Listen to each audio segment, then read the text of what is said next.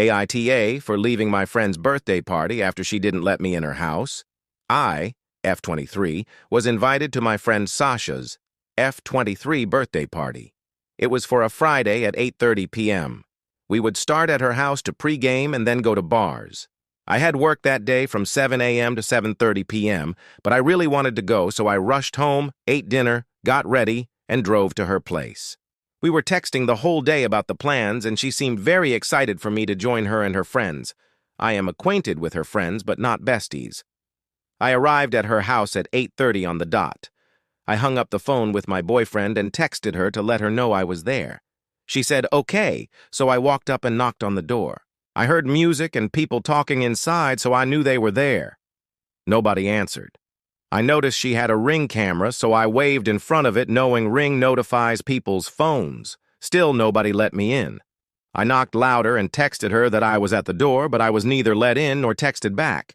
I knocked even louder and started shouting, "Hey, Sasha, I'm here!" I finally hear footsteps coming to the front door, but instead of letting me in, I heard the deadbolt lock click, locking me out. I walked away from the door and called my boyfriend to tell him what was going on. I told him my feelings were hurt and that I wanted to go home. He convinced me to stay and knock again, rationalizing that it was a miscommunication. I texted her again saying, "Okay, I'm out front." Sasha immediately answered, "Okay, sounds good." So I knocked again. No answer.